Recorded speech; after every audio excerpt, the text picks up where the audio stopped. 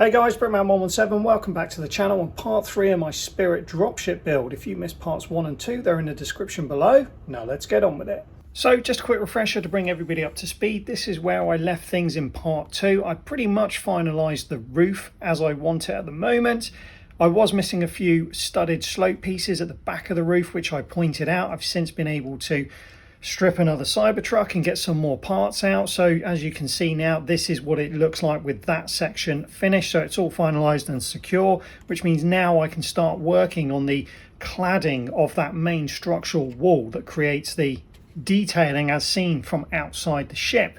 For this, I'm going to be going along with this image here. I like this style on the inside of the wall, so that's what I'm going to be trying to create now. Okay, let's see how I get on. So I started by assembling some grey plate just to cover up that black wall, and once I'd got that sorted, I moved on to creating the purple stripe that runs down the centre of this wall.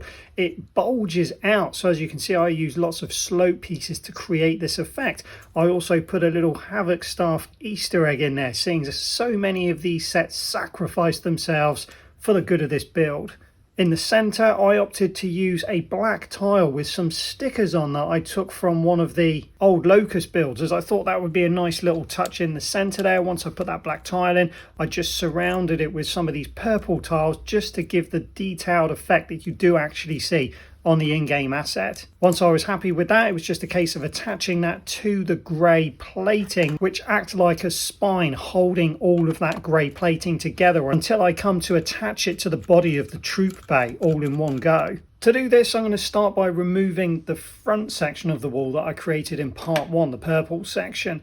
This is because the grey plating actually tucks behind that, and then the purple part attaches to it after you've installed it. And once it's installed, it fits real tight to this wall. In fact, so tight, it's a right pain to attach it. That's why I did it off camera.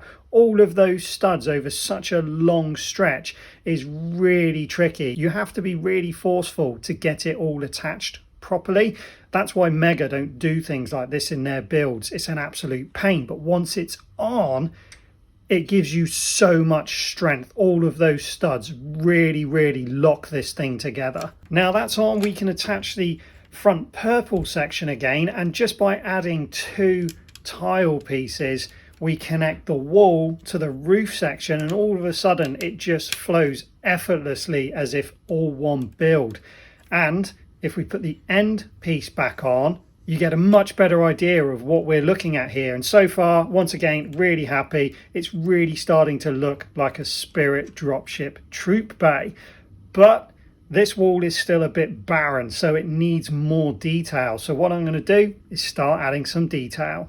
The first thing I want to do is try and pack this wall out a bit because it's too shallow. The roof is overhanging it, and there's too big a step towards that purple spine that runs down the centre of the wall. So I'm just putting in this 4x6 plate with a 1x6 on it to help support that curved purple tile, and then I've just added a few small tile pieces and a round dot just to add as detailing as I go through this section of the build.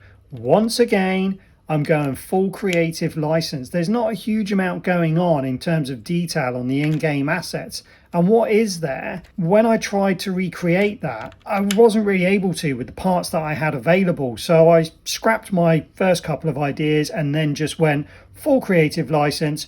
I'm just going to make it look cool in my mind, so I'm happy with it. And you guys, if you don't like it, you can tell me all about it in the comments section below. Now what I'm trying to create here is the bar that runs along the inner wall that creates the magic blue space light that I think makes these things fly. You know what I mean, it kind of goes from one side to the other. Wasn't really sure how to create this. I think stickers or printed tiles would be the best for this area, but I didn't have anything like that, so I've just come up with what you see basically. I also wanted to try and continue that grey smooth section that runs from the roof. I wanted that to follow down the inside of the wall there, and I also wanted to continue the 2 straps that sit proud. So I came up with these 2 sections. I could have just gone with the straps, but I wanted to add some pipework. As you can see here, you don't really see this on the game, but I just didn't want it to look boring, so I added these bits and I really like them. So I'm probably going to continue doing stuff like that, so hopefully it's not irritating anyone too much. I just want to add my own touch to it. And now I'm adding another 6x4 detailed plate at the back to match the one at the front. And then finally, to finish off the roof, I just wanted to add a few tiles. Not super necessary, but I do feel it adds just a little bit more detail to that roof to stop it being too bland in those studded areas. And that's pretty much the roof and the interior wall finished for now. I just need to do a little bit of work on the underside of that stripe, and then I can start doing the floor and the door. So the first thing to do on this section is to pack out this grey stripe below the purple line, just like I did with the grey stripe above the purple line. This not only gives me texture, but it also gradients that grey section into the purple section to make it flow just a little bit nicer. Using the slopes with studs on does provide texture and detail, and it also allows me to then build on top of that when I get to the center of the purple stripe where I need to pack it out just that little bit more. And once again, I'm going to use these blue tiles and silver jumper plates to create a similar bar to up above the purple line. So below the purple line, we can once again produce magic blue space light. And once that's done, I'm just going to use a few grey tile sections off the ends of this area and some slope tile pieces just to make it feel like it's a bit more organic way it flows and molds in and out. Ideally, I would have used more slope pieces here. Easier said than done when you're trying to use the same colour and you don't have the pieces you want. So once again, this is the best I could come up with. And now it's time to move on to making the floor and the door. And I'm sure some of you already noticed, but I've moved the end plate for this, and I've also removed a section of the roof, and I've also moved the detailing bars from inside the actual troop bay. This is simply because they get in the way while I'm trying to put everything on, but don't worry, I'll put it all back on before the end of this video so you'll be able to see it all on and complete. Okay, so when it comes to building the floor, the good news is that the groundwork and the hard work is already done when I built that interior wall. As you can see, I've already got all of the studs showing hanging off the bottom of that wall, and they're locked into that side detailing that we've just done, so they're not going anywhere, which should make the floor nice and strong. And when it comes to the floor, I went along with pretty much the same principle as I did with the roof. As you can see here, it's just basically plates stacked with those sloped purple sections. I did have to allow for a hinge mechanism here because obviously I need the door to open. And speaking of doors, this is a section of the door separated just so I can show you how it all connects into the actual fixed part. So the bit I've shown you first is fixed, doesn't move, it's the floor permanently. The rest of it is the door that will swing open.